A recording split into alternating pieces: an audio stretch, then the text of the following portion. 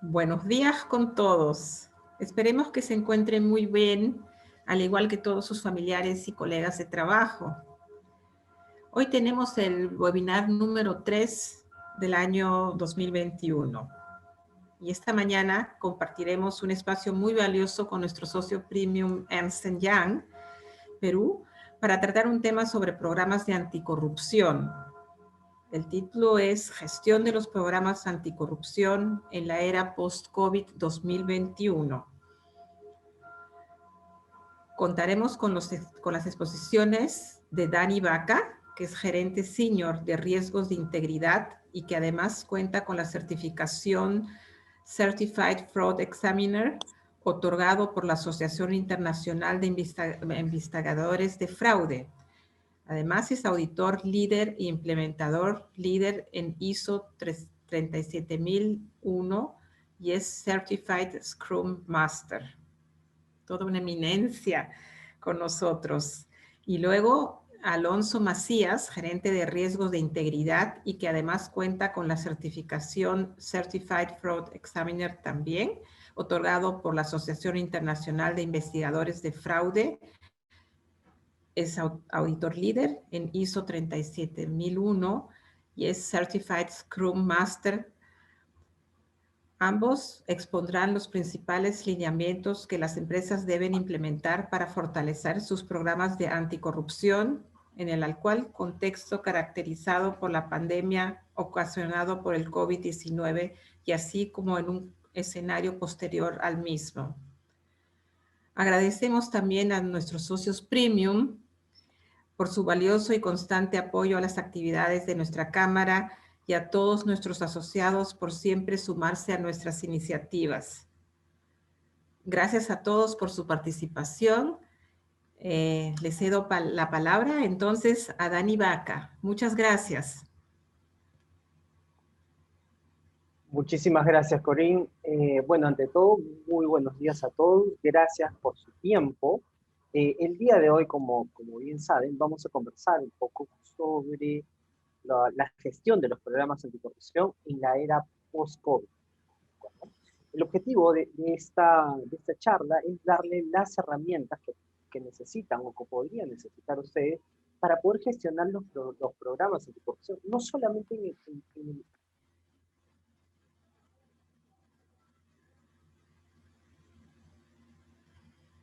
está ocasionando en las compañías están teniendo efectos importantes, sino también qué es lo que debemos de hacer para poder fortalecer los programas y poder gestionar este tipo de riesgos, creemos, de una manera adecuada, con todo lo que se viene, la era post-COVID, y es lo que vamos a conversar ahora. En esta ocasión me está acompañando, vamos a plantear esta exposición con Alonso Macías, el gerente de riesgo de integridad, que ya Corín lo comentó, cuáles son su experiencia respecto a este tipo de temas, y vamos a desarrollar distintos aspectos para poder darles las herramientas que ustedes pueden necesitar para poder gestionar los riesgos de integridad en este tiempo.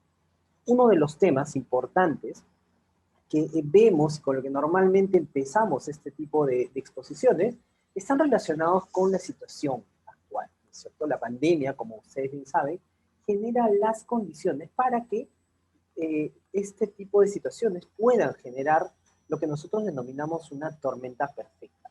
Para el fraude, como marco general de todas las situaciones irregulares que podrían existir en las organizaciones o las situaciones irregulares que podrían haber, la corrupción es una tipología de fraude y por eso es que la utilizamos como referencia para poder manejar este tipo de temas. Pero antes de empezar a desarrollar este tipo de temas, me quería quedar con las palabras de la presidenta de Transparencia Internacional que presentó, que planteó luego de publicar la última versión de del ranking de Transparencia Internacional sobre percepción de la corrupción.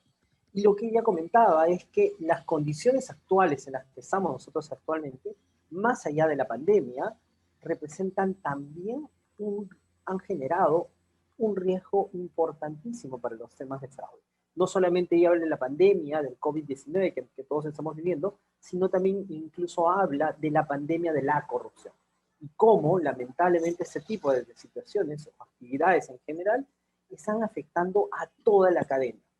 De hecho, en el país ya estamos viendo algunas de las principales caras que puede tener este tipo de situaciones, ¿no? Con todo el escándalo de vacuna gate que estamos viendo ahora, demuestra un poco cómo, si es que no controlamos adecuadamente los riesgos de corrupción, estos pueden tener efectos sumamente importantes, no solamente para las organizaciones, sino también por el país. Regresando al punto anterior, como conversaba, como les comentaba, la pandemia genera lo que nosotros llamamos una tormenta perfecta. ¿Qué quiere decir esto? Que exacerba todos los factores que están presentes en un evento irregular, ¿no? Y vamos a pasar a explicarlo en detalle. Solamente para ponerles algunos ejemplos, algunas notas respecto a los temas de corrupción. En el Perú, el 73% de las personas consideran que es difícil que las organizaciones puedan mantener sus estándares de integridad ante periodos de cambio abrupto o con condiciones difíciles, ¿no? Si es que lo comparamos, por ejemplo, con la parte global o los resultados globales, podemos mostrar que tanto en Latinoamérica como en el Perú incluso, este indicador está un poco mucho más elevado, creemos, de lo que hemos visto en las respuestas que hemos tenido a nivel global. Porque estamos en una economía, por ejemplo, en una situación en la que muchas veces se suele dar prioridad, por decirlo de alguna manera, a la operatividad, a los resultados de corto plazo, y esto hace que las organizaciones se les resulte completamente complicado poder gestionar sus estándares de integridad como lo trabajan en situaciones normales. De la misma manera, el 90% a nivel global, y aquí las respuestas son bastante comunes, es que el COVID-19 representa un riesgo, sí, pero también a la conducta ética de las organizaciones. Y lo que vamos a tratar de demostrar ahora, por ejemplo, es cuáles son esos factores que pueden generar ese tipo de situaciones. El 56% de la población, saliéndonos un poco de la encuesta global que nosotros planteamos en el año 2020, con 56% de la población, más del 50%, más de la mitad, indican que la corrupción es el principal problema del país. Y lo peor de todo es que el 34%, una de cada tres personas, estarían dispuestos a comportarse de una manera no ética, ya sea para proteger su carrera profesional o su remuneración. Y esto obviamente tiene efectos sumamente importantes. Ahora, ¿cómo es mejor cuál es el mejor mecanismo, mejor dicho, para poder analizar la información? Viendo un poco cuáles son los cambios que pueden haber en las tendencias en escenarios, por ejemplo, pre-COVID y los escenarios actuales. Y lo que vemos es que, por ejemplo, en la crisis económica del 2008, cuando se hizo una encuesta a especialistas en riesgo de integridad, el 55, un poco más de la mitad, indicó que hubo un incremento importante en la actividad de conductas fraudulentas e irregulares. Además, 49% indicó que la presión fue el principal motivo que generó este incremento. Vamos a ver en un momento cuáles son los otros factores que pueden manejar esto. En escenarios de crisis, donde empezamos a tener, por ejemplo, estos pensamientos de supervivencia, ¿no? Cómo mantener a flote el negocio, cómo podemos mantener a flote nuestros ingresos y nuestro estilo de vida, podría eventualmente generar presión en las personas para cometer este tipo de actividades. Y el COVID-19, sin embargo, ve que esto está aún mucho más exacerbado, ¿no? El 68% de los encuestados indicó que ya habrían observado o experimentado un incremento de fraude hasta el mes de mayo. Y el 93% cree que en los próximos 12 meses va a haber un incremento importante. Eso es en mayo, del año pasado. En noviembre, esta cifra se fue un poco más arriba incluso, y la perspectiva o las expectativas respecto a los eventos de fraude, que fue actualizado incluso en esa fecha, muestran que los datos son aún peores, porque ya estamos en alrededor del 80-85% de los encuestados que indicaban que habían observado un incremento en el nivel de fraude. la diferencia entre la crisis económica del 2008 y la registrada en el 2019 a partir de la pandemia que estamos viviendo, es que la crisis económica, para llegar a su punto más bajo, se demoró aproximadamente entre año y medio y 2 meses. El COVID-19, sin embargo, los efectos en la economía en general, el PBI, por ejemplo, como uno de los indicadores para ver cómo es que eso está impactando en las economías, ha disminuido un poco más de 3 o 4 veces, perdón, el impacto que tuvo la anterior crisis económica, pero en un lapso muchísimo menor, ¿no? De entre 6 meses y un año, que es lo que estamos viviendo hasta ahora. Posiblemente, más allá de preguntarnos si es que veremos más fraude, como bien dice Bruce Loris, el presidente del ACFE, la pregunta es ¿cuánto más fraude veremos ahora? De hecho, esas implicancias, esas circunstancias, están teniendo efecto muy importante y son parte de los procesos de análisis, por ejemplo, que algunos reguladores están teniendo en sus regulados. Si bien es cierto, antes se enfocaban mucho en toda la gestión de riesgos operacionales, ahora también están pidiendo información más bien relacionada con cómo están las compañías o las instituciones financieras en general organizadas para poder prevenir este tipo de temas. ¿Por qué? Porque los eventos de fraude actualmente, y en general las situaciones irregulares, están sucediendo con una mayor frecuencia de la que conocíamos. Y el contexto actual, ¿no?, también está generando distintos mecanismos que están también modificando la forma en cómo las compañías actualmente están trabajando.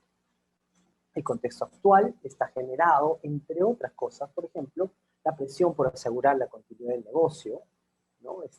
De limitar la exposición a los riesgos de continuidad de los mismos, asegurando las cadenas de abastecimiento, un incremento importante en el trabajo remoto, ¿no? Y por consiguiente que esto podría traer la flexibilización de los controles. Al incrementar el trabajo remoto, muchos de los controles que muchas veces podrían manejarse incluso de manera manual, ahora posiblemente por las circunstancias actuales deben de flexibilizarse también. Y eso también para poder asegurar la continuidad del negocio. Asimismo, como les comenté hace un momento, el cambio de traducciones manuales a versiones digitales toma ciertos tiempos, ¿no? La disminución de los salarios también generan temas sumamente importantes, de la misma manera con la reducción del personal. ¿Por qué? Porque generan mayor presión a las personas. Y todo este contexto, como podemos ver, exacerban estos factores que normalmente están presentes en situaciones irregulares. Presión e incentivos, por ejemplo, es uno de los factores que normalmente son algunos, por decirlo de alguna manera, los detonantes de las conductas irregulares. La presión y los incentivos están mucho más exacerbadas ahora por distintos motivos. Por ejemplo, la disminución de los salarios, por ejemplo, en la reducción del personal. ¿Por qué? Porque genera presión en las personas que están laborando para mantener estándares de vida a los que ellos están acostumbrados de manera regular y consciente, y que al no poder mantenerlos, buscan alternativas irregulares y equivocadas para poder mantener ese estilo de vida que ellos pueden tener. Entonces, por un lado. Por otro lado, la racionalización, ¿no? La situación en la que estamos nosotros actualmente tiene efectos sumamente importantes en cómo las personas pueden tomar decisiones respecto a este tipo de situaciones. Y, por ejemplo, también pueden generarse por esta economía de supervivencia en la que estamos nosotros actualmente. Por ejemplo, la presión por asegurar la continuidad del negocio, ¿no? Esa economía de supervivencia podría estar relacionada íntimamente en cómo las personas pueden tomar decisiones equivocadas en los momentos en los que estamos viviendo ahora. Como podemos ver, estos dos factores están relacionados principalmente en las personas y cómo las personas toman decisiones bajo presión. Por lo tanto, considerando estos dos aspectos que nos dicen, entre otras cosas, que también parte de la solución o del fortalecimiento de los programas anticorrupción tienen que estar centrados principalmente en las personas para tratar de prevenir este tipo de situaciones en las que podrían estar actualmente atravesando. Pero no solamente es eso, también viene por el aspecto del control, ¿no? Lo que nosotros denominamos la oportunidad, que también viene siendo presionada por, entre otras cosas, el trabajo remoto, la flexibilización de los controles,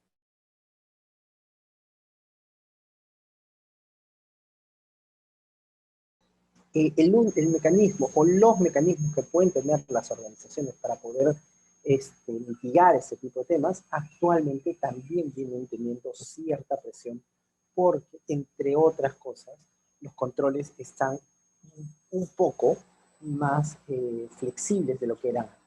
Y todo esto genera ese ecosistema, por llamarlo de alguna manera, que permite que en las situaciones actuales, en las situaciones de actual pandemia con la que vemos actualmente, tengan una probabilidad mayor de ocurrencia ahora que en el pasado.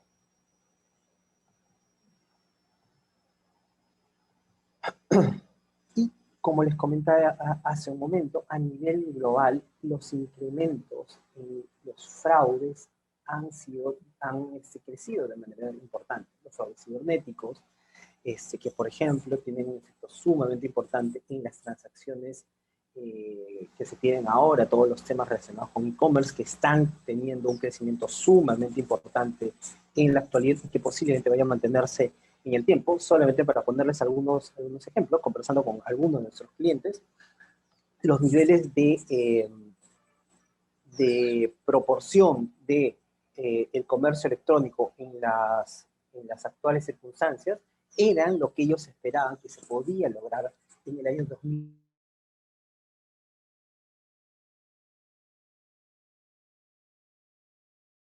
Ha generado que el comercio electrónico sea sumamente importante ahora, mucho más importante ahora que antes, ¿no? El fraude con terceros, proveedores, es uno de los temas sumamente importantes y además posiblemente sea uno de los principales riesgos a los que están expuestas las personas, las compañías en la actualidad.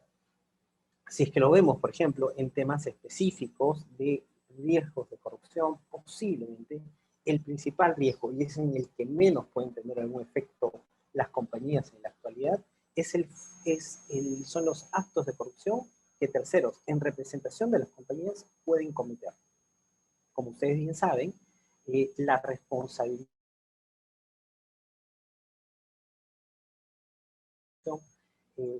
también involucran o asumen las actividades que puedan hacer terceros que los representan, por ejemplo, tramitadores, abogados, entre otros, en representación de las mismas. Por lo tanto, es un aspecto que debemos de tener y considerar que debemos de manera importante, no solo fortaleciendo controles legales para poder prevenir cualquier situación irregular que pueda ocurrir, sino también, por ejemplo, en capacitaciones, controles específicos sobre los gastos que ellos puedan tener, una correcta, por ejemplo, selección de los mismos podría limitar o reducir de alguna manera u otra el impacto que estos riesgos pueden tener. Además que el 57% también está relacionado con robos de identidad que están relacionados en muchos casos con el fraude cibernético y además el riesgo de soborno y corrupción que, como les comentábamos, están incrementándose, creemos, de manera importante también. ¿Cuáles son los temas que tenemos que considerar? Principalmente los temas de malversación de activos, obviamente la corrupción, y los temas relacionados con fraude en los estados financieros. ¿De acuerdo? Enfocándonos específicamente en el fraude, si bien es cierto, el fraude ocupa el 83% de los casos, la pérdida media es el doble de una malversación de activos. Pero no solamente tenemos que verlo en términos de impacto económico. Si es que lo vemos desde esa perspectiva, posiblemente para lograr un settlement de un determinado importe, por ejemplo, $200,000, las compañías deben de gastar aproximadamente entre 6 y 8 veces este tipo de importes. Ojo, solamente en términos económicos, para poder llegar a este nivel que normalmente nosotros vemos en las noticias. Pero adicionalmente a eso, a comparación, por ejemplo, de los temas de malversación el impacto reputacional que tienen esas actividades no solamente están relacionadas con las multas o sanciones a las que pueden ser víctimas las compañías, sino también, y creo que principalmente, el riesgo reputacional, el impacto que puede tener en otros grupos de interés, la reducción de líneas de crédito, por ejemplo, la dificultad en conseguir clientes o de tener proveedores que les ayuden con todo su proceso comercial podría ser incluso mucho más importante que cualquier otro tipo de fraude que está gestionando. Porque además, este tipo de situaciones, el fraude y la corrupción específicamente, están acelerándose. De hecho, están acelerándose mucho más que cualquier otra actividad que podemos estar viendo en la actualidad. Pasamos al siguiente slide, por favor. Y antes de pasar a Alonso, uno de los temas que debemos de considerar es que la situación actual, en resumen, genera que este tipo de situaciones sean mucho más complicadas ahora que en el pasado. Por lo que tenemos que establecer mecanismos para poder prevenir ese tipo de situaciones. Y a partir de esta etapa, ya que hemos hablado un poco de cuáles son las circunstancias en las que nosotros estamos actualmente, y que muchas de ellas esperamos que se mantengan en el futuro, todos los temas relacionados con la virtualidad, el incremento del trabajo remoto, el incremento, por ejemplo, entre otras actividades de los temas de comercio electrónico, más bien lo que nos deberían es ayudarnos a poder reflexionar sobre cómo debemos de actualizar nuestros programas anticorrupción y cómo debemos de establecer mecanismos para prevenir que este tipo de situaciones ocurran en el futuro. Alonso. Perfecto, muchas gracias, Dani. Creo que Dani nos ha comentado data muy interesante. En efecto, hemos visto que históricamente, no solamente en el contexto del COVID, sino en crisis anteriores, los temas de fraude y corrupción han ido incrementándose en las empresas. Dani mencionó esos tres factores que suelen estar presentes: la presión, la oportunidad y la racionalización. Esos tres elementos, solo para complementar lo que dijo Dani, vienen de un estudio que realizó, es un modelo que creó un criminólogo llamado Donald Creasy en los años 50. Él estudió crímenes de cuello blanco, que son distintos a los crímenes que vemos en la calle, en el sentido que el defraudador no necesariamente ve a la víctima, ¿no? Es distinto a arrancharle la cartera a una persona. Y lo que vio es de que cualquier persona honesta, que no tiene antecedentes, posiblemente vaya a cometer un acto deshonesto en su organización si existen esos tres elementos: la presión por alcanzar sus metas o para sobrevivir su negocio, la oportunidad relacionada a los controles, y la racionalización, que es autojustificarse que lo que estoy haciendo está bien, es lo que me toca para salir adelante y, digamos, impulsar mi negocio en la crisis. Esto, y bueno, la data histórica lo respalda. Sin embargo, ¿qué pasa si tratamos de hacer un estudio? Es decir, un poco avalar lo que la historia dice con casuísticas en un estudio controlado. Y aquí un grupo de psicólogos, en los años 70 de hecho, hicieron un análisis muy interesante en el Seminario Teológico de Princeton, ¿no? Que es esa academia de sacerdotes. Esos psicólogos empezaron a decir cuánto la presión que puede vivir una persona afecta en su actual día a día. Y como son, digamos, esos psicólogos, les gusta ir a los extremos y dijeron, vamos a ver la persona que más predica sobre hacer el bien. Y eligió un grupo de sacerdotes o aspirantes a sacerdotes que iban a tener que predicar sobre la historia del buen samaritano en su, digamos, en su charla final previo a su graduación, su ceremonia. Y lo que hicieron fue agendar esa ceremonia, esa charla que tenían que dictar estos aspirantes a sacerdotes en un edificio, y en un edificio opuesto al campus los citaron antes para explicarles sobre qué tenían que hablar. Y lo que hicieron fue, bueno, explicarles, y a un grupo los dividieron en tres grupos. Al primer grupo les dijeron, tienes que hablar la historia del buen samaritano, y bueno, y tu charla va a ser en ese edificio al otro lado del campus, anda tranquilo. Al segundo grupo le dijeron, no, igual, tienes que ir a dar la charla, pero eso es algo tarde, mejor apúrate que no vas a llegar. Y al tercer grupo le dijeron, están muy tarde, de hecho ya se empezaron a la charla, corran que no van a poder dictar su charla. ¿Y qué hicieron? Entre el edificio donde estaban esos aspirantes a sacerdotes y el edificio donde tenían que dictar la charla, en el medio pusieron a una persona disfrazada de mendigo que se ponía a toser cada vez que pasaban las personas. Y claro, ¿cuántas personas creen que pararon a ayudar? ¿Cuántas aspirantes a sacerdote que iban a justo hablar sobre la historia del buen samaritano se pararon a ayudar a esa persona disfrazada de mendigo? Y acá lo que vemos, ponemos en contraste nuestras creencias, lo que predicamos y lo que, digamos, tratamos de trasladar a la sociedad versus nuestros actos, nuestra conducta real. Y lo que vemos es que 63% del grupo, digamos, que tenía menos presión, a los que le dijeron, Ana, tranquilo, solo 63%, un poco más de la mitad, se detuvo a ayudar a la persona. Al segundo grupo, que le dijeron, eso es algo tarde, mejor apúrate, un 45% se detuvo a ayudarlo. Y finalmente, al grupo que le dijeron, eso es tarde, tienen que correr, solo el 10% de esos aspirantes a sacerdote se detuvieron a ayudar a la persona. Y acá lo que vemos es que poner en práctica nuestras creencias tiene menos que ver con lo que decimos que con la presión que sentimos en ese momento.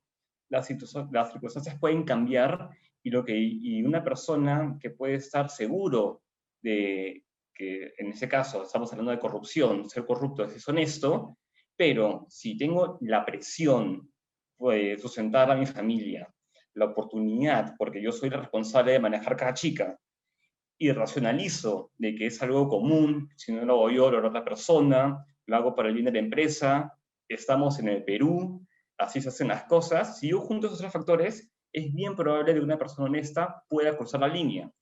Y acá es donde los programas anticorrupción cobran especial relevancia, porque lo que queremos es modificar conductas y asegurarnos de que las personas que trabajan en nuestra organización no crucen esa línea. Entonces, ¿cómo protegemos a la organización? Que es el tema que nos trae aquí principalmente. Bueno, el diseño e implementación de programas anticorrupción. Y para no ponerlo muy técnico, lo resumo en una lámina, en un cuadro muy sencillo. Un programa anticorrupción está orientado, sí, a, digamos, a modificar conductas o asegurarnos de tener las conductas esperadas mediante tres principales actividades. Actividades preventivas, es decir, yo como organización tengo que prevenir de que las personas que trabajan en ella crucen la línea. Pero eso no es todo, porque el riesgo nunca se elimina. Para los expertos de riesgos y los auditores sabrán que el riesgo no se elimina, sino se mitiga. Entonces tengo que hacer también actividades de detección para detectar oportunamente si algo está sucediendo. Y finalmente, de respuesta. ¿Qué pasa si yo detecto algo? ¿Me quedo callado? ¿Lo pongo bajo la alfombra? ¿Trato de arreglarlo de rápida? ¿O apago el incendio y pongo nuevos controles para prevenir que eso pueda suceder? Y así eso cobra relevancia. De hecho, digamos, en el mundo han salido distintos estándares anticorrupción. Localmente tenemos la ley 304/24 y sus modificadores y reglamentos, que en realidad es una ley que más de hablar sobre programas de corrupción per se, lo que es atribuirle responsabilidad administrativa a las personas jurídicas, es decir, a las empresas en este caso, por los delitos de corrupción que cometan sus empleados y proveedores, no terceros que los representan, ¿no? Estudios de abogados, tramitadores, agentes de aduanas, entre otros. Y ponen como, es decir, dicen, ahora, persona jurídica, tú eres responsable, te voy a multar hasta clausurar o disolver por los delitos de corrupción que cometan esos empleados o terceros que te representen, al menos que tú puedas comprobar de que tienes un programa orientado a prevenir, detectar y responder esos temas. Es decir, individualizar el delito. Si una persona lo hizo, es porque vulnerando tus controles, con intencionalidad, hizo lo opuesto a lo que tú esperas de ellos. Y similarmente, en Estados Unidos salió el FCPA, en el Reino Unido el UKBA, y digamos a nivel estándares, la Organización de Estandarización Internacional ISO publicó la ISO 37001, que es el ISO de Sistemas de Gestión Antisoborno. Cada uno de esos elementos, o esos programas o normativas, lo que proponen son lineamientos para implementar programas anticorrupción, y si uno analiza el detalle de cada uno, van a ver que hablan de elementos distintos. En el caso peruano, menciona específicamente que como mínimo tiene que haber un encargado de prevención u oficial de cumplimiento, una evaluación de riesgos, que posiblemente sea el corazón del programa, porque eso va a identificar a qué riesgos yo estoy expuesto como organización y qué actividades tengo que hacer yo para prevenirlos. Luego, la implementación de un canal de denuncias que permita a los colaboradores y terceros hacer reportes de manera confidencial y anónima para asegurar de que no tengan represalias por justo reportar de esas inconductas. Temas de capacitación y difusión para que todo el mundo lo conozca. Y finalmente, mejora continua, porque para que eso no sea un programa estático, que no sean papeles en un cajón, sino que yo audite, evalúe mi programa constantemente y dependiendo de las oportunidades de mejora que voy encontrando, retroalimentar el programa y así ir que vaya mejorando continuamente.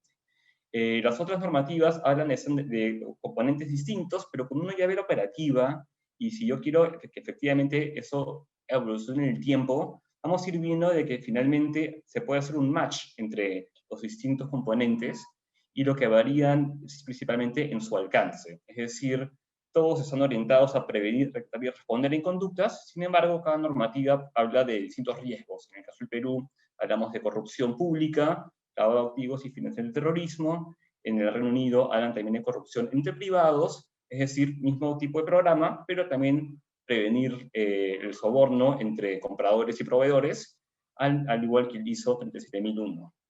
Aquí lo importante es de que las tendencias es que los evaluadores, los reguladores de esos programas, cuando vayan a auditar, si en el caso, ojalá no pase, pero en el caso suceda algo y vengan a evaluar si tienen un programa implementado para atenuarse o eximirse de esos delitos, ellos no van a preguntarse, ajá, vamos a ver qué dice la ley y cuáles son los componentes mínimos y si los tienes o no.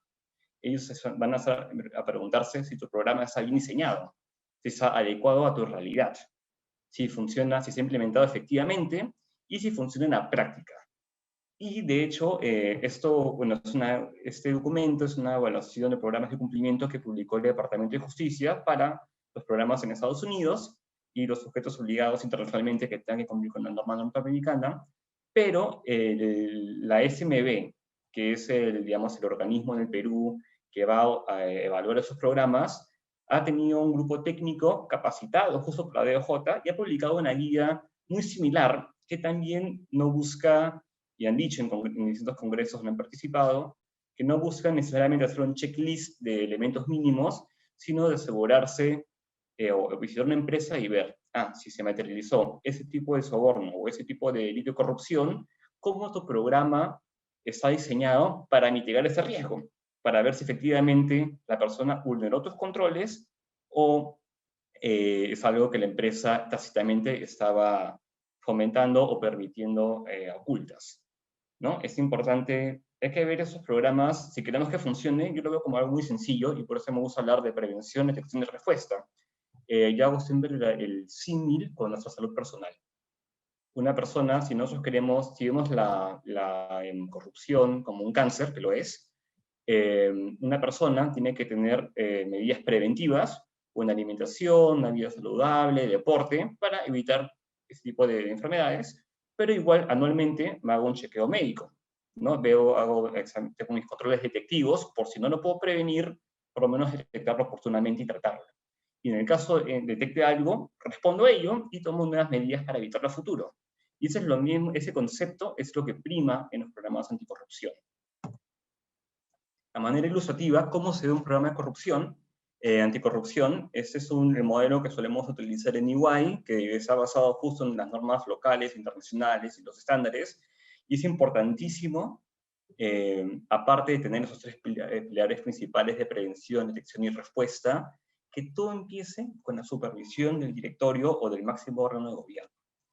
Esos programas, yo les hablaba antes, están orientados a modificar conductas. Es decir, si el mismo dueño de la organización, esta persona de que igual está involucrada en esos temas, no va a poder modificar las conductas abajo. Entonces, ellos tienen que velar que eso se haga. Luego necesitamos que haya una organización, una función de cumplimiento, alguien que puede ser de educación exclusiva o no, o de educación compartida, apoyada, ¿no?, en un área legal, en un área de finanzas, entre otros, para ver que, digamos, que se gestionan esos controles. La evaluación de riesgos, que es transversal, y tener actividades de prevención. ¿Y cómo se ven esas actividades de prevención? Diseños de códigos de conducta, políticas, capacitaciones, incentivos al cumplimiento, incentivos no solamente orientados a premiar la buena conducta, sino también vincular los propios KPIs que puede tener una empresa. Por ejemplo, mi equipo de ventas va a ganar un bono por violar su cuota, pero no van a recibir ningún bono si es de que no cumplen o si se saltan los controles de diligencia previa a las ventas. Temas detectivos, que pueden ser los canales de denuncia que hablamos antes, auditorías, o algo más maduro como análisis de datos, data analytics, y finalmente los temas de respuesta. Aquí quiero hacer especial énfasis en la importancia de los sistemas confidenciales de denuncia, que ahora Dani nos va a explicar un poco más, porque es justo, como presentó Dani en las láminas anteriores, los temas de corrupción no se suelen dar solos. Es decir, hemos visto que 11% de los casos que se han visto a raíz del COVID eran de corrupción, solo corrupción, y en un 28%, ya un poco más elevado, eran mezclas de malversación de activos y corrupción. Y en otro porcentaje también con temas de ocultamiento de los estados financieros. Es decir, lo que tenemos que lograr con nuestros programas es sí prevenir la corrupción, pero ver qué más puedo prevenir y cómo puedo gestionarlo. Y acá es donde los sistemas confidenciales de denuncia toman especial importancia. Dani, te dejo con esa parte. Claro que sí. Muchas gracias, Alonso. Efectivamente, como bien comentó Alonso, uno de los principales retos que pueden tener las organizaciones en la actualidad es poder identificar prontamente, oportunamente, los potenciales incumplimientos que podrían haber.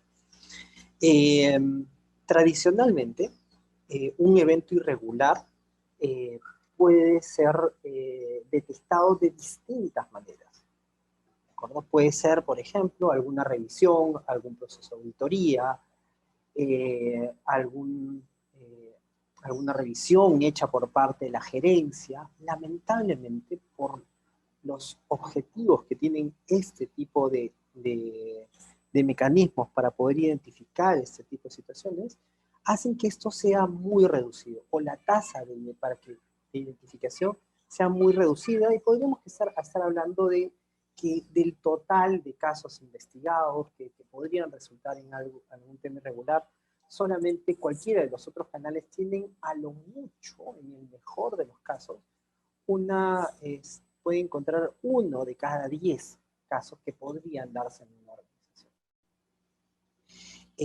Y además que esto permite o hace que las compañías necesiten recursos importantes para poder identificar este tipo de situaciones y poder prevenirlas, que es lo más importante.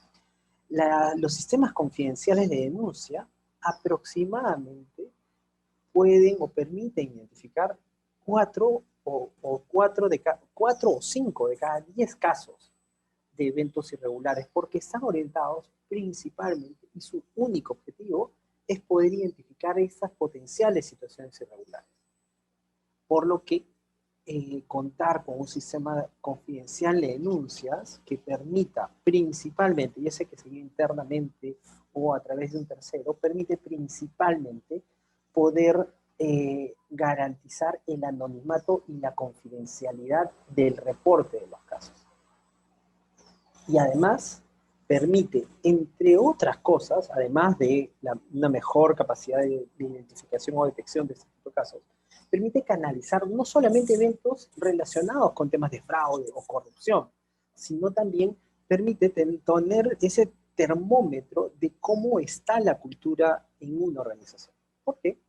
Permite canalizar la voz de los colaboradores para distintos aspectos. Está desde cumplir las exigencias regulatorias, que, bueno, como entenderán, es un tema importante, pero posiblemente no lo más relevante, que alineando un poco con lo que Alonso nos comentaba hace un momento. Cumplir, efectivamente, es muy bueno y nos permite poder reducir los riesgos a los que podríamos estar expuestos. Pero posiblemente, más allá de una exigencia regulatoria, es prevenir que este tipo de actos ocurran. ¿Es bueno cumplir con las exigencias regulatorias? Nadie lo niega. Pero proteger a la compañía, proteger el patrimonio de la misma, institucionalizar principios y valores, posiblemente sean los temas más importantes que este tipo de herramientas pueden dar a las organizaciones. No solamente está para detectar, y el tema de la detección, obviamente, en la medida que pueda ser identificado prontamente, permite proteger el patrimonio de la compañía, institucionalizar valores, entre otros. Por lo tanto, es posiblemente la principal herramienta en las que cuentan las compañías para poder detectar este tipo de situaciones. Pasamos al siguiente slide, por favor. Porque además de un componente mínimo, el 41% de las personas indican que los sistemas confidenciales de denuncia forman parte de sus organizaciones, ¿cierto? Cada vez es más recurrente que las compañías puedan gestionar este tipo de situaciones. Adicionalmente, ¿por qué es importante tenerlo?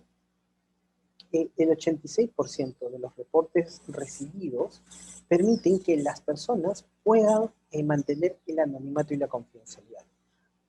A pesar de, o mejor dicho, comparándolo con algún otro en el que las personas sí deben de hacerlo de manera presencial y tienen que gestionar este tipo de situaciones, las características de este tipo de eventos, fraudes y situaciones irregulares, muchas veces por que pueden generar en las personas, entre otras cosas,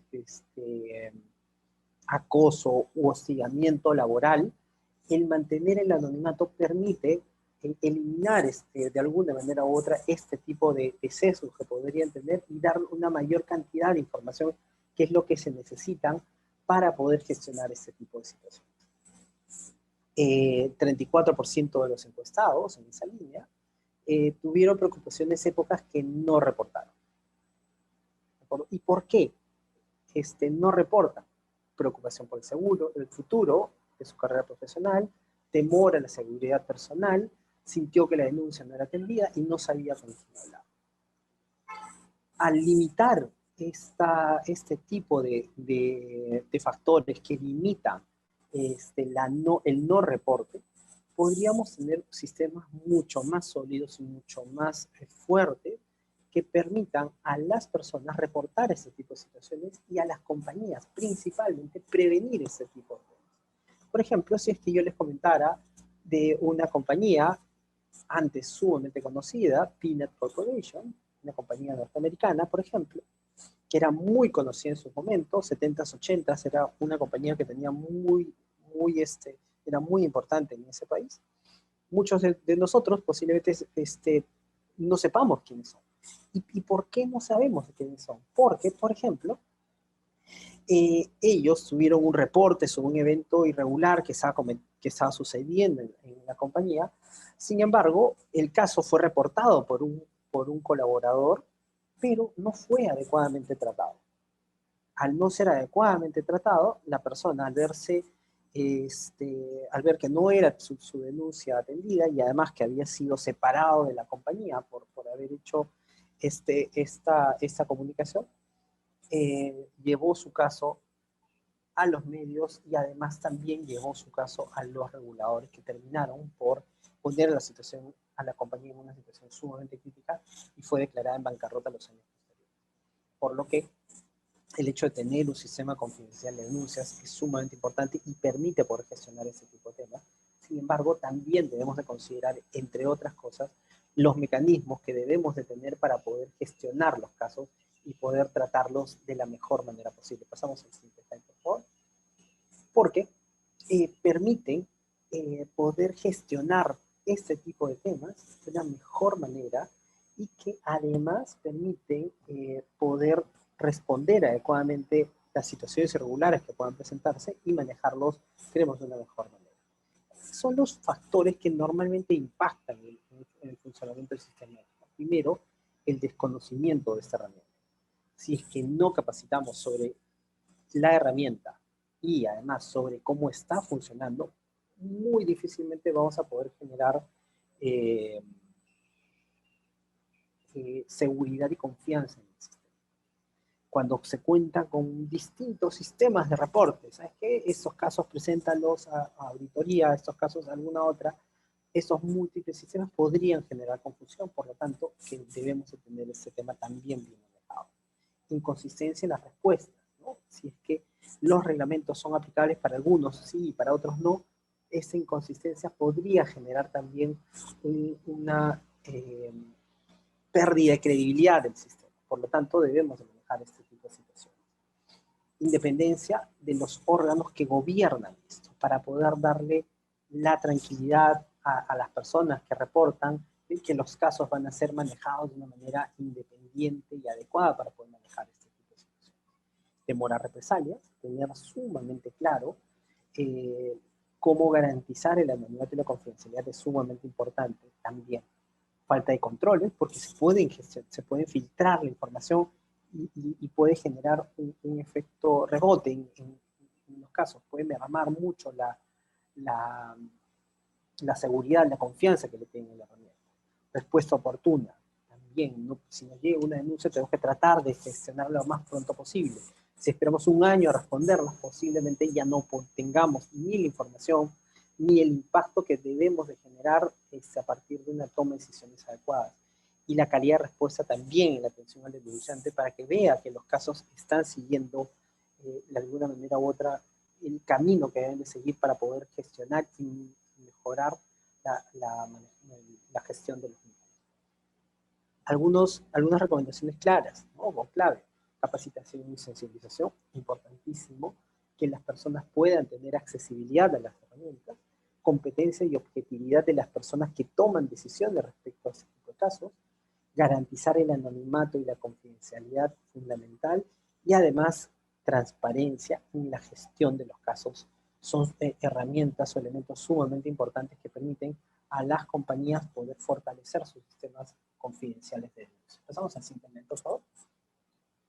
Perfecto. Sí, este tema que comentó Dani, igual, o sea, yo creo que los canales de denuncia, Dani ha dado tips importantes, siempre hay que verlo, digamos, caso por caso, y hay que monitorear ese uso, hay que ver cómo se usan los canales de denuncia para ver cómo lo vamos mejorando. Yo siempre digo, cuando una persona no recibe nada, posiblemente no sea de que no hay nada que reportar, es que las personas no están reportando, y la data que mostró Dani lo dice. No hay 38% de personas de que teniendo un canal de denuncias decidió no reportar por temor a represalias, porque no sabía dónde estaban los canales. Entonces la difusión es fundamental. La accesibilidad, eso lo comento como casuística. Yo he visto empresas que tienen, por ejemplo, un canal de denuncias que son a través de medios electrónicos y el 90% de su planilla es personal operativo sin acceso a computadoras. ¿Cuándo reportas? Cuando vas a tu casa, cuando ya te olvidaste del tema, cuando ya estás en frío. Entonces hay que ver cuáles son mis necesidades específicas. O al revés, ponen buzones y no se dan cuenta de que encima del buzón hay una cámara de seguridad. Después, la credibilidad y la independencia. Hay oficiales de cumplimiento o áreas de cumplimiento que tienen sus servidores aparte para manejar esos canales de denuncia. ¿Por qué? Si es que denuncian o reportan a, no sé, a un empleado del área de sistemas, y sistemas tiene acceso a todos los correos y se puede descargar los buzones de la nube. Entonces, ¿cómo se monitorea eso? ¿Cómo la credibilidad? Entonces hay que ver un poco nuestro entorno, nuestra gente, el uso de sus canales y tomar seriamente cómo lo vamos fortaleciendo.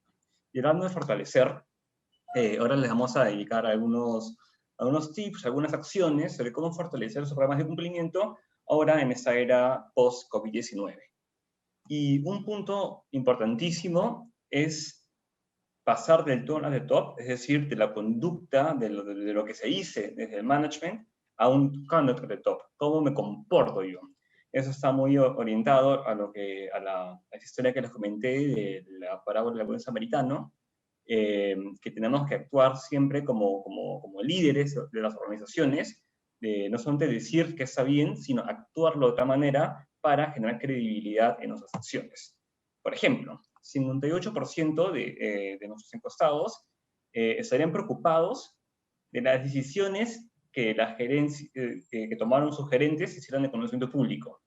Entonces, hay que ponernos a pensar, si yo soy un empleado y tengo que cumplir con un set de normas, procedimientos y controles que me impone un programa de cumplimiento. Y yo mismo me preocuparía de los que me lo imponen, de las conductas que hacen, pierde bastante credibilidad ese programa y va, digamos, fomentar el que se vulneran los controles. Del mismo modo, 39% indicó de que hay gerentes en su organización que sacrificarían la integridad para obtener ganancias cuestionables de corto plazo, ¿no? Por ejemplo, hacer trampa en licitaciones, sobornar a funcionarios públicos, a posibles compradores, entre otros. Y finalmente, 28% de los encuestados considera que su organización a menudo se toleran los actos no éticos que involucran a la alta gerencia o empleados de alto rendimiento, ¿no? Ese es el ejemplo del deportista estrella en un equipo de fútbol, que lo queremos proteger con todo, y si es de que se le acusa de un tema no ético o que consume, digamos, esas drogas para mejorar su performance deportivo, como que lo toleran, lo cuestionan, lo ocultan, porque es su personal estrella. De la misma manera, una organización que tiene a su vendedor estrella, a su gestor estrella, o a la alta gerencia, si es que ocultan esos hechos, y acá el 28% considera que lo están tolerando, ¿cómo voy a después tratar de desplegar, difundir mis controles anticorrupción? ¿Cómo voy a difundir y hacer que la gente viva mi código de integridad? Que hagan los procesos de diligencia, que usen los canales de denuncia. Eso me gustaría amarrarlo con un estudio del año 2000, donde analizaron cómo es de que los empleados perciben la credibilidad de un gerente, y lo que hicieron fue analizar los actos en dos dimensiones, en el ámbito personal y en el ámbito laboral. Entonces, lo que dicen es, si una persona, un gerente, un líder, actúa de manera moral, es decir, cumpliendo lo que predica en el ámbito laboral y en el personal, lo perciben como ético, entonces, sí, le van a hacer caso. De lo contrario, si una persona, un gerente, un líder, actúa de manera no moral en el trabajo y tampoco en su vida personal, entonces lo van a percibir como no ético, está clarísimo. O inclusive, si actúa como alguien no moral en el ámbito laboral, y sí como alguien moral en el ámbito personal, igual van a percibir como no ético, porque lo que ven en primera mano es lo que ven en la oficina.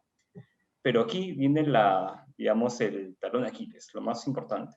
¿Qué pasa si una persona actúa, un líder, de manera moral en su organización, pero como no moral en su ámbito personal, ¿no? Yo, gerente, cumplan con esos procedimientos, hagan lo correcto, prohibir el soborno, no acepten regalos de tal monto, y de ahí veo mi oficina llena de regalos a proveedores,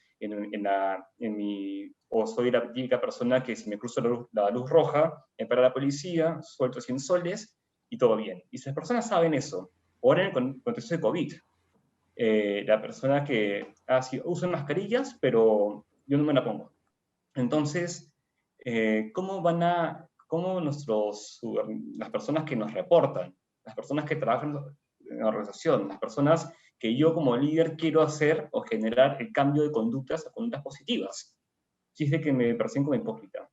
Entonces, aquí hay que un poco el rol de la alta gerencia y de los líderes de la función de cumplimiento tiene que trascender un poco a lo que predicamos en el día a día en nuestra oficina, y tenemos que trasladarlo a nuestro ámbito personal, en cómo nos comportamos en nuestro día a día para que nuestras acciones y nuestras palabras estén digamos, en armonía y no haya ninguna disonancia cognitiva en cómo nos perciben. Otro tema es el análisis de datos. Ahora nos pasamos del ámbito más soft, psicológico, al ámbito más técnico. Pero finalmente, el análisis de datos es algo, o lo llaman también data analytics últimamente, pero no es nada más que el proceso de analizar información para identificar patrones. ¿Y eso qué permite? ¿No? Normalmente lo que se hace en la antigua escuela es, yo quiero revisar algo, y hago mis muestras, hago mi plan de auditoría, y evalúo o identifico temas irregulares, ¿no? Si hay pagos indebidos, desembolsos no sustentados, entre otros. Lo que permite el análisis de datos es, a grandes volúmenes, analizar en tiempo real, y ya no sobre muestras, sobre el universo completo, la información de manera ágil para oportunamente detectar patrones. Muy sencillo, les explico el proceso. Nosotros, eso es explotar fuentes de información. Tenemos data transaccional de nuestro ERP, de nuestro SAP, del sistema que utilicemos. Tenemos data en el maestro de proveedores, maestro de clientes. Tenemos datos internos y externos, de distintas fuentes, de distintas categorías. Lo que hay que hacer aquí, lo que se hace en el proceso de análisis de datos, es coger esa información y transformarla, estandarizarla, para que sea de un fácil análisis, y cuando sea estandarizada, puedo aplicar pruebas y visualizarla de una manera interactiva. Esto lo que permite, por ejemplo, si yo cruzo mi maestro de proveedores y mi maestro de empleados, y uso esas técnicas de análisis de datos, identifico no solamente que hay conflicto de intereses, porque puede ser la misma persona, pero puedo encontrar direcciones similares o familiares que son clientes y proveedores a la vez. ¿O qué pasa si yo reviso mi registro de pagos y veo que hay proveedores que tienen una alta concentración de facturación? ¿Qué significa esto? De que, digamos, que posiblemente seamos un único cliente, ¿no? Que la factura 001, 002, 003, 004, todas son dirigidas a mí.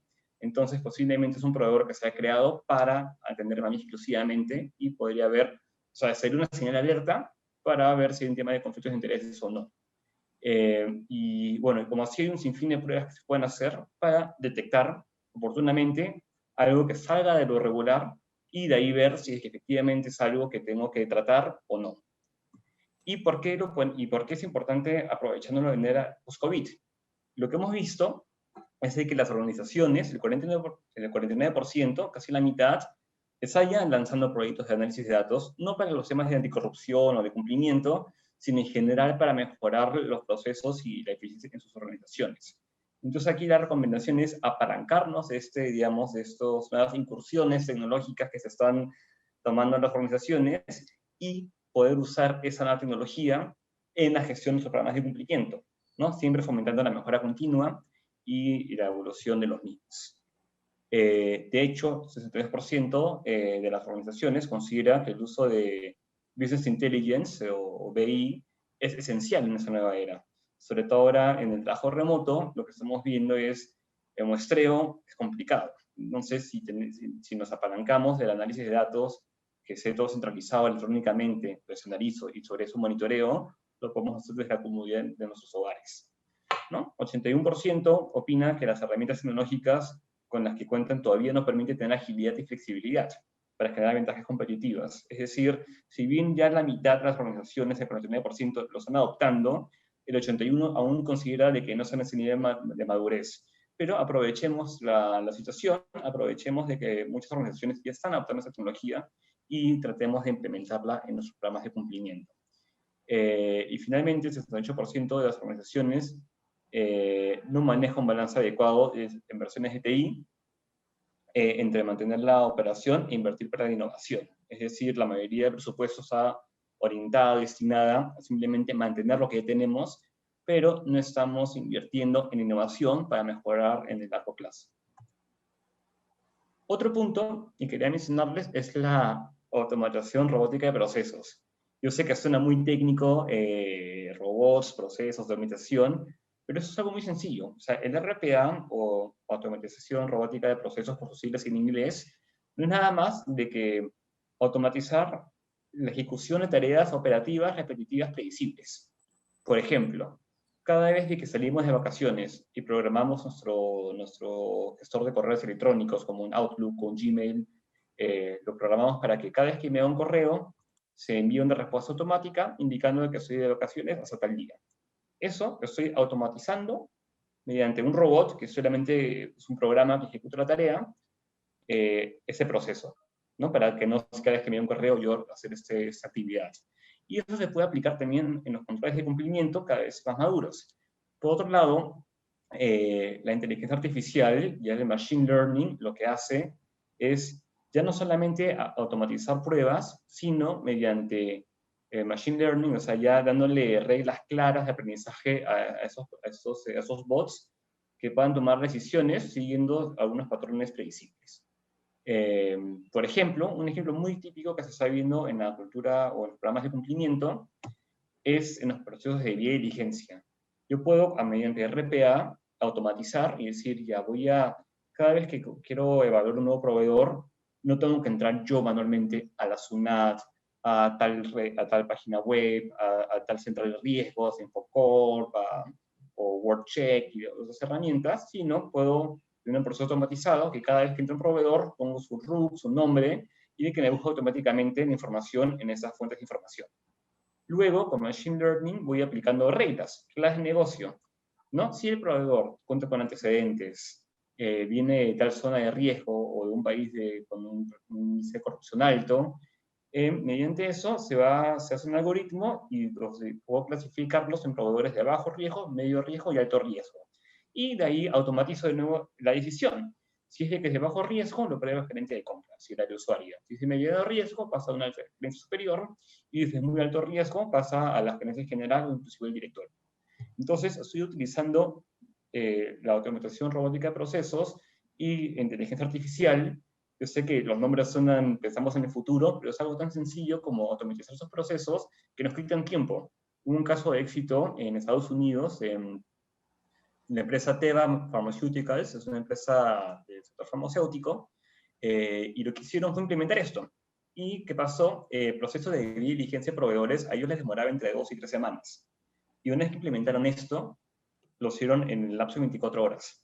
Entonces, y eso multiplicado en un razón global, con operaciones en todo el mundo, en todos los continentes, en ahorros de millones de dólares anuales, solamente apoyándonos en la tecnología para nuestros procesos de cumplimiento. Y finalmente, el último punto que les quería comentar es llegar a compliance al 2.0, ya con una gestión digital. Eso es especialmente importante en un contexto de trabajo remoto. Mucha información que necesitamos está, por ejemplo, en los files de los colaboradores, ¿no? Si queremos ver si fulano nos firmó la declaración de conflicto de intereses, o firmó el código de conducta, o llevó la capacitación, aquí el file a veces se usa para otros procesos, se mueven, el papel no está, y si un evaluador pide algo, hay que buscar el documento. Entonces la idea es tener una plataforma digital donde podemos meter toda esa información que sea accesible 24/7 por sus teléfonos celulares, tablets, computadoras, ¿no? Portales web, de manera de que el equipo de cumplimiento pueda gestionarlo y tener una información centralizada. Esto en adición a cumplir con estándares que les mencionaba antes, la ley local, la 13424, o las normas norteamericanas, el CPA, UKPA en el Reino Unido, el estándar ISO, también permite optimizar nuestra eficiencia en tiempos y costos. Es decir, ya no tener que repartir formularios a todos nuestros colaboradores, sino enviárselos a través de la plataforma, que ellos se mantengan acceso, lean, no sé, la política de cumplimiento, la leen, la aceptan, se adhieren a ella y se centraliza en esta plataforma digital, y el oficial de cumplimiento y su equipo puede tener un tablero de control, un dashboard, viendo los avances y mandando notificaciones a quien no lo cumple a tiempo. Eso también permite, otro tema que permite es el monitoreo y revisión constante. Es decir, les hablaba antes del análisis de datos para los procesos, por ejemplo, para ver patrones irregulares entre proveedores. ¿Qué pasa si yo esa información la tengo en esa plataforma digital y la pongo en tiempo real, en cualquier momento, en cualquier lugar, y no necesariamente amarrado al intranet de mi organización? También, ¿no? O que cada vez que se detecta una señal de alerta, por ejemplo, pagos redondos, una alta concentración de facturas que les expliqué antes, coincidencias entre empleados y proveedores, que me envía una alerta, me envía un correo a través de esta plataforma digital, y yo, oficial de cumplimiento, lo veo y tomo acción. Generación de reportes automáticos. Cuando tengo todo centralizado en la plataforma, y claro, ahí viene el momento crucial, hay que representarle los avances al directorio, hay que presentar información, hay que sacar la data, pero si está todo ya centralizado y ordenado, es tan simple como exportar la data, ordenarla y presentarla. O si viene un auditor, un ente regulador a pedirnos información, tenerlo ya a la mano es imprescindible. Y eso nos ha pasado un sinfín de veces que nos han dicho, también me han dicho a mí, Alonso, tengo para los sujetos obligados de las normas de lavado de activos, que es una norma distinta, que sí es de carácter obligatorio, viene la UIF, la Unidad de Inteligencia Financiera, y pide los files de personal de colaboradores. Y nunca falta de que justo ese file no está. Y eso es una observación y puede recaer en multas por errores operativos, por no tenerlo en la mano, y tenerlo centralizado ayuda a mitigar esos riesgos. Aparte que lo tenemos almacenado todo en un lugar seguro, en la nube, cosa que si hay pérdidas, robos, o inclusive incendios en las sedes, tener todo digitalizado en una plataforma permite proteger la información. De fácil acceso, eso fomenta la edición a la difusión para los colaboradores. ¿Cuántas personas? Yo estoy seguro que en la gran mayoría de organizaciones los colaboradores no saben la ruta exacta dónde encontrar su política anticorrupción. Porque es algo que se lo dan, lo leen, y si se actualiza, puede que le llegue un correo, puede regresar mi Outlook, pero tenerlo a la mano, y que cada vez que necesiten una duda, o la información de los canales de denuncia, tenerlo con un clic, eso va a ayudar a la gestión, va a aumentar los reportes, va a hacer que las personas vivan el cumplimiento. Hay que recordar de que ya, pasando a un ámbito psicológico, el compliance, si hablamos de, como les dije antes, de modificar conductas, estamos imponiendo una forma de ser a las personas que trabajan con nosotros. Y para que darle legitimidad a esto, hay que darle una vía a la persona que puedan, digamos, facilitar su uso y bueno, como los canales de denuncia, también reportar oportunamente. Es decir, ya estamos haciendo un programa de doble vía. Un programa de doble vía que hace que las personas digan, ok, esto aquí está diseñado para mí. Y al yo sentir que el programa está diseñado para mí como colaborador, hoy va a incentivar a de que cumpla con los controles y reporte oportunamente lo que tengo que reportar en el marco de un programa anticorrupción. Y finalmente, bueno, seguridad y privacidad de la información, que permite generar unos procesos de investigación. Si tengo todo en un ambiente seguro, un servidor seguro, manejado por el área de cumplimiento, va a permitir de que tenga, digamos, que personas que no deban acceder a la información tengan acceso a la misma. Y finalmente, los dejo nuevamente con Dani, que tiene aquí unas reflexiones finales muy interesantes sobre cómo el cumplimiento es más que cumplir, sino cómo puede y genera valor a la compañía. Exacto, excelente, Alonso, muchísimas gracias. De hecho, uno de los temas importantes, así un breve resumen de todo lo que hemos visto, uno, la situación actual ahora nos lleva a estar preparados para nuevas formas de trabajo, nuevos esquemas en los que además podemos estar expuestos como compañías. El fortalecer los programas actualmente, considerando adicionalmente, entre otros factores, en la utilización de tecnología para poder gestionar los programas de cumplimiento, son recomendaciones que entenderán son sumamente importantes y además están sumamente alineadas para todo lo que se nos viene, ¿no? Un escenario en el que gran parte de los temas que estamos viendo actualmente vamos a seguir viviéndose en el futuro, ¿no? Tener todos los temas de la digitalización, posiblemente alguna flexibilización de controles, trabajo remoto, no como una fase puntual, sino más bien como mecanismos de trabajo en el futuro, posiblemente nos van a tener que debemos estar preparados para poder gestionar esto. Sin embargo, como bien dijo Alonso, en una de sus principales recomendaciones para el fortalecimiento, gran parte de la gestión de este tipo de riesgos también debe ser enfocada en el fortalecimiento de la cultura ética de las organizaciones, donde no quede la más mínima duda de qué es lo que se debe hacer y qué es lo que no. Y en esa línea, como parte de las reflexiones finales, el fortalecer los temas de la cultura ética en las organizaciones fortalecen también la estrategia de la organización. Y para esto estamos presentando el caso de Infosys, ¿no? Un ambiente, o mejor dicho, cómo una compañía puede prosperar y ser global incluso, ¿no? Como el caso de Infosys, en situaciones en las que los países tienen una percepción de la corrupción tanto o más crítica de la que podemos tener nosotros.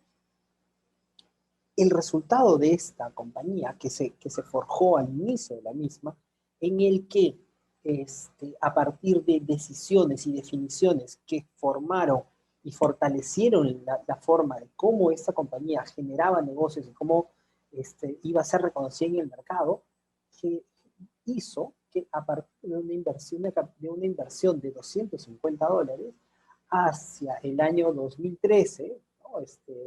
Pudiese tener una valorización bursátil de más de $7.000 millones. ¿Cómo se logró? La compañía, al inicio, por las complicaciones propias de su país, que en este caso fue la India, tuvo problemas sumamente complicados para poder importar un equipo que era fundamental para que ellos pudieran trabajar. Sin embargo, al importar este activo, que era si mal no me equivoco, era un servidor que tenía ciertas características,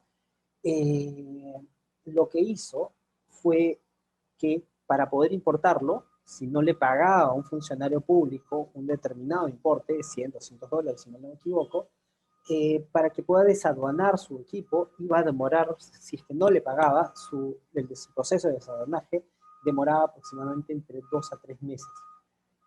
Tiempo que hubiese puesto a su compañía en una situación sumamente complicada. Lo que decidió este señor fue que no se iba a pagar el soborno.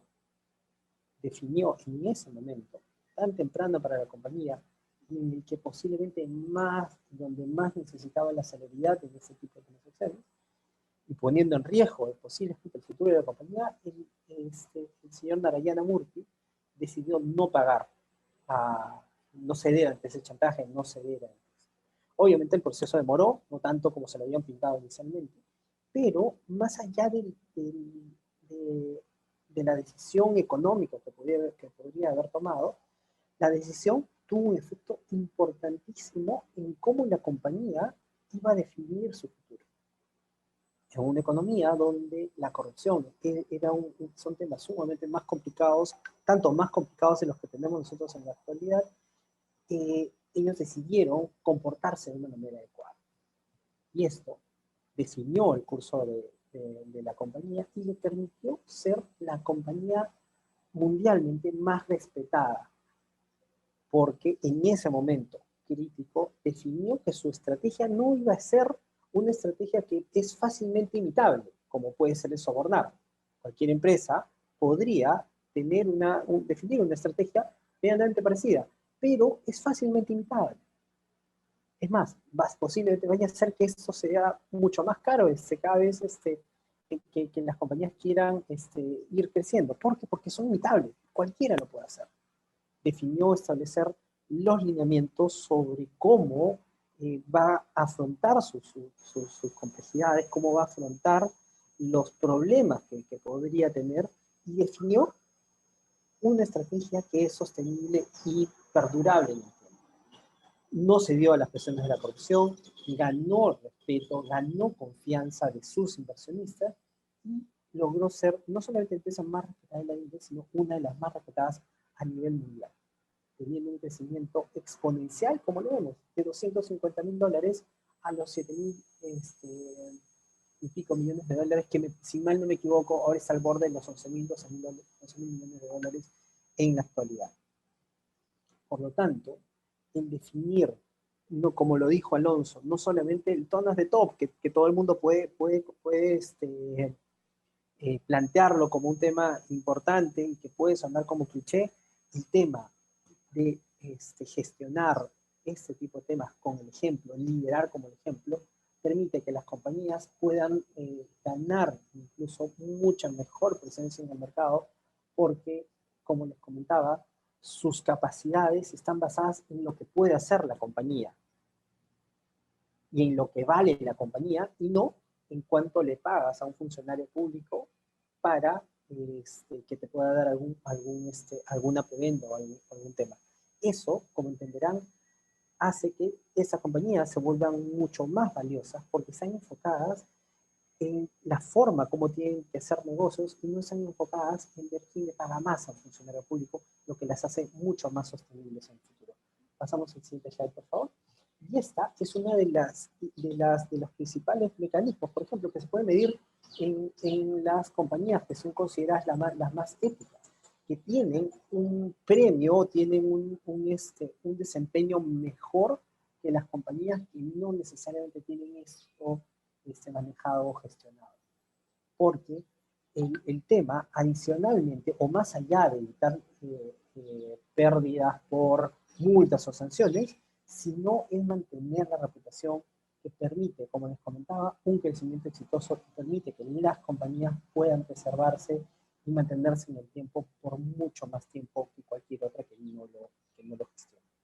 Como les comentábamos, lo principal que tiene una compañía es su reputación. Y en la medida que pueda mantenerla y preservarla en el tiempo, puede ser lo que genere esta diferencia entre una compañía que tiene una muy buena rentabilidad y una compañía que pueda ser mantenida y sostenible en el tiempo. Por lo tanto, si bien es cierto, lo que nosotros planteamos es establecer mecanismos para poder prevenir ese tipo de temas, lo que buscamos principalmente es no solamente plantear mecanismos, por decirlo de alguna manera, para prevenir ese tipo de temas, sino que más bien aseguren la sostenibilidad de la misma, porque son al final lo que va a hacer la diferencia. Y no solamente tenemos que hacerlo por la compañía o por el trabajo que hacemos, sino es el granito de arena que tenemos para tener una mejor sociedad y poder delegarle o legarle algo a nuestros hijos más allá que el dinero. Un sitio donde se pueda vivir mejor, que esto pueda ser manejado de una mejor manera. Alonso, no sé si tienes algún comentario adicional antes de pasar a las preguntas. No, perfecto. Solo recalcar la importancia, y como tú lo has repetido, de actuar de acuerdo a lo que predicamos. A mí el caso que has presentado de Infosys, Dani, me gusta mucho, porque yo creo que es algo que nos podemos relacionar mucho en el Perú. ¿Cuántas veces sí pensamos que ¿no? esa persona tuvo que, o le pidieron hacer un pago indebido para desaduanar un producto y se puso en esa empresa, estuvo en desventaja versus a sus competidores, justo por tener que pagar, digamos, impuestos sobredimensionados por no pagar esos sobornos, pero en largo plazo le salió rentable. Quería, digamos, hacer el comentario. Hay un estudio que hizo un investigador apellidado Nichols en el 2012, que justo investigó empresas, en ese caso en África, pero él se preguntó, si sabemos de que la corrupción hace daño, ¿por qué seguimos pagando sobornos? O sea, ¿qué pasa? Y lo que vio es de que en el África fue un estudio que involucró a Kenia, Uganda y Ghana, si no me equivoco, y lo que hicieron, y era, claro, empresas en África que constantemente pagaban sobornos, y justo en el tema de aduanas. Y lo que vieron es que las empresas de que no pagaban el soborno, en largo plazo eran más rentables y tenían menos costos operativos. Y eso suena muy contraintuitivo, pero finalmente, ya analizando un poco la psicología detrás de la corrupción, lo que se dieron cuenta es de que las personas que piden los sobornos, si es de que una persona se niega, sí, a lo mejor le va mal en comparación a sus pares porque está en desventaja. Pero a la segunda, tercera, después ya los que solicitan el soborno lo dejan hacer, porque saben que esa empresa no paga. Y es ahí donde las empresas empiezan a gastar menos tiempo, uno, negociando el soborno, dos, ocultando los pagos, porque ocultar esos pagos también les son recursos, es tiempo, es complejo, y finalmente reducieron sus costos operativos en comparación a los que sí pagaban sobornos, justo para, en teoría, dar sus controles y ahorrar costos, ¿no? Entonces, puede ser contraintuitivo, pero en efecto, a largo plazo, el actuar con integridad es rentable. Y ahora sí, pasamos a la ronda de preguntas. De acuerdo. A ver, la primera pregunta es, en caso de la línea de denuncia, ¿qué es mejor que la empresa contrate a un tercero o que la empresa lo administre? Permíteme responder esta Alonso. Lo que te podemos responder respecto a esto es que, primero, lo importante en una línea de denuncias, ¿de acuerdo?, es poder mantener el anonimato y la confidencialidad de los casos. Esa posiblemente sea lo principal o la principal característica que debe tener una línea de denuncias. Ahora, ¿cómo podemos garantizar ese anonimato y la confidencialidad? Posiblemente la manera más sencilla de poder lograrlo es contratar a un tercero que pueda administrar esto, porque genera esa línea, ¿no es cierto?, entre las personas que comunican los casos y la compañía. Por lo tanto, va a depender mucho de la compañía, de los recursos que cuente la compañía y cómo quiera hacer que esta herramienta sea mucho más efectiva. Va a depender mucho de cómo es que la compañía quiera gestionar este tipo de temas y si es que tiene las competencias necesarias para poder administrarlas adecuadamente. ¿Sí? Sí, de acuerdo. En efecto, yo creo que ahí lo importante es eso, ¿no? Es más que ver si lo tercerizo o no, ver que pueda asegurar el anonimato de independencia, confidencialidad y la independencia también, ¿no? De las personas que lo reciben, que puede ser el área de cumplimiento, pero, claro, y en caso no tengan los recursos, ya evaluar la tercerización. Pero lo importante es eso. Excelente, de acuerdo. Y la siguiente pregunta, Alonso, es Business Analytics ha tomado auge. Se dice que mire el futuro. Business Intelligence es el pasado. ¿Estás de acuerdo con eso? O sea, finalmente, yo creo que estamos en constante cambio, y o sea, más de hablar de Business Intelligence, Business Analytics, cuál es el pasado, cuál es el futuro, el tema es ir siempre a la mejora continua. O sea, yo lo veo, el Business Analytics está, sí, o sea, yo creo que ni siquiera es el futuro, creo que ya es el presente, y la inteligencia artificial es el futuro. Ya en el Perú muchos lo están adoptando, cada vez son más empresas que transforman la data, cada vez son más empresas de que hacen uso de no solamente Data Analytics como un todo, sino hacen Visual Analytics, Text Analytics y los otros Analytics que hay. Y esto, si lo vemos como un ente separado, sí, bueno, es el futuro, pero acá el reto es cómo integro esa tecnología a mi día a día. Yo he hablado específicamente de los temas de cumplimiento, pero eso se aplica a temas de compra, temas de ventas, gestión de recursos humanos. Y sí, no me gusta, digamos, no me gustaría hablar de cuál es el pasado, cuál es el presente. Yo creo que Business Intelligence es importantísimo, ya que, digamos, reforzarlo con Business Analytics, lo cual después se va a reforzar con inteligencia artificial, y de ahí no sé qué vendrá a futuro, pero es no descartar el pasado, sino fortalecerlo y mejorarlo con lo nuevo que se viene. De acuerdo, de acuerdo. De hecho, yo creo que la respuesta no fue sumamente clara respecto a esto. Más allá de ver cuál es la mejor herramienta que podríamos utilizar o cómo es que debemos de enfocarnos esto, es traer estas nuevas tecnologías para poder gestionar los riesgos que efectivamente debemos de gestionar. Otra pregunta, Alonso, es ¿cuál es la diferencia entre RPA e inteligencia artificial? Perfecto. Sí, bueno, el RPA, o la automatización robótica de procesos, por sus siglas en inglés, es lo que dice el nombre, ¿no? Es automatizar un proceso repetitivo para que una persona no lo tenga que hacer manualmente. ¿No? Di el ejemplo antes de el envío de correos automáticos que uno sale de vacaciones. Eso es RPA. Inteligencia artificial es ya crear reglas para que se generen algoritmos y que automáticamente se tomen decisiones. ¿No? Si regreso al ejemplo del correo, un RPA sería, me voy de vacaciones y de tal fecha a tal fecha, cada vez que envío un correo de respuesta diciendo que estoy fuera de la oficina hasta la fecha indicada. Con inteligencia artificial lo que podría hacer sería, dependiendo del dominio del que llega o de la cuenta de correo, mensajes personalizados, distintos. ¿No? Acá ya está diciendo que la computadora tenga cierto nivel de decisión. Yo di el ejemplo durante el webcast de vía diligencia. El RPA permite que ya una persona entre a Sunat, a Infocore, a Google y se descargue información, sino que solamente con digamos, una interfase pongo el RUC, la razón social, y que automáticamente entre. La inteligencia artificial complementa esto, es decir, no lo reemplaza, sino, ok, lo hago de manera automática y ahora le pongo reglas. Si es de que te sale una alerta, que sea riesgo medio. Si no hay alertas, riesgo bajo. Si hay muchas alertas, riesgo alto. Entonces ahí es donde empieza la inteligencia artificial. De acuerdo, excelente. Otra pregunta está relacionada al tema de pueden precisar cuando se refieren a flexibilizar controles.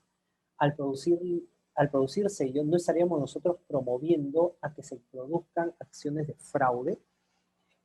A ver, si me permite un poco la respuesta a esta consulta, el tema es que, uno, no estábamos, las compañías en general no estaban preparadas para poder asumir una pandemia como la que estamos viviendo y los efectos que se pueda tener, ¿no? El tema de la inmovilización social, distanciamiento social, entre otros, ¿de acuerdo? Las compañías lo que han hecho es tratar de, a pesar de no estar preparadas, lo que han tratado de hacer es intentar poder mantener su negocio, mantener su cadena de suministros, y por esto han, como parte de este proceso, en muchos casos, algunos de los controles que no los tenían necesariamente implementados en su momento, han tenido que flexibilizarlos para poder mantener la operación, para seguir operando. ¿De acuerdo? Por lo tanto, desde cierto modo, es entendible que exista esta flexibilización de los controles. La flexibilización de los mismos no necesariamente están promoviendo que se realicen las actividades relacionadas con fraude. Una de las consecuencias indeseadas de este tipo de temas es que los eventos de fraude puedan darse de una manera mucho más importante. Por lo que nosotros planteamos en esta situación, en este webinar, es más bien que estemos atentos a que muchas veces ciertos controles podrían ser flexibles y podrían generar que personas inescrupulosas quieran utilizarlos o quieran aprovecharse de estas circunstancias para poder cometer alguna actividad irregular. Y lo que tenemos que hacer más bien es estar atentos, estableciendo adecuados niveles de monitoreo y revisión de los mismos para poder prevenir o reducir o incluso minimizar estos riesgos y evitar que estos vayan ocurriendo ahora. Es lo que hemos tratado de plantear respecto a este tipo de temas. La flexibilización no necesariamente es mala, solo que debe estar alineada también con el establecimiento de medidas o mecanismos adicionales para poder gestionar este tipo de situaciones. Por ejemplo, un efecto de la pandemia ha sido que muchas empresas han terminado desvinculando o implementando la suspensión perfecta de labores. Eso quiere decir de que hay personas que ejecutaban procesos de control y esos controles posiblemente se hayan centralizado en menos personas, o que una persona ahora sea de aprobar algunos procesos que antes lo hacían en un área más independiente. Entonces, o los temas tecnológicos, que por el trabajo remoto, ya algunos procesos ya no se hacen en la intranet con el VPN de una organización, sino ya con Internet abierto desde las casas. Entonces, justo esos cambios generan fricciones controles que, como dice Dani, no son negativos, pero hay que ver qué nuevas vulnerabilidades tengo y cómo me protejo ante eventos de fraude y corrupción. Pero buenísimo. Excelente. No tenemos mayores preguntas. Más bien queríamos agradecerles por el tiempo que se han tomado para escucharnos el día de hoy. Como les comentábamos al inicio, el objetivo un poco era darles herramientas para que puedan fortalecer los programas anticorrupción, antisoborno que pueden tener las compañías, y si no los tienen, plantear algo para que les permita poder gestionar este riesgo que queremos de una manera adecuada. No es solamente una herramienta que está condicionada a cumplir con normativas, ¿no? La ley 3044, entre otras, sino también con herramientas que permitan de alguna manera u otra garantizar la sostenibilidad de las compañías en el futuro. Por mi parte, lo único que me queda es agradecerles. Muchísimas gracias por su tiempo y nos vemos en cualquier otro momento. Alonso, ¿tú quieres algún comentario? No mucho más, solo igual agradecerles a ustedes, a todos los participantes, a la Cámara Suiza en Perú por darnos ese espacio y compartir esos temas que no solo son importantes, sino personalmente creo que, bueno, tanto Dani como yo somos apasionados en la materia. Creo que es algo que no solamente ayuda a las organizaciones, sino también a la sociedad en general. para evitar. Si no podemos mitigar el soborno en la esfera pública, por lo menos nosotros los privados hay que tratar de cerrar el caño por otro lado. Entonces, nada, muchas gracias a todos. Sí, gracias Alonso, gracias Dani por esta excelente exposición, tema súper importante, cada vez más importante. Y bueno, agradecer a todos los socios y amigos que nos han acompañado y sobre todo a Ernst & Young, que siempre nos brinda estos espacios con temas tan importantes e interesantes que nuestros socios pueden aprovechar. Gracias también a nuestros socios premium, a Ernst & Young, a ustedes, Alonso, Dani, y a todos los que han participado en este evento. Que tengan un excelente día y a cuidarse y a seguir cuidándose. Gracias. Muchas gracias.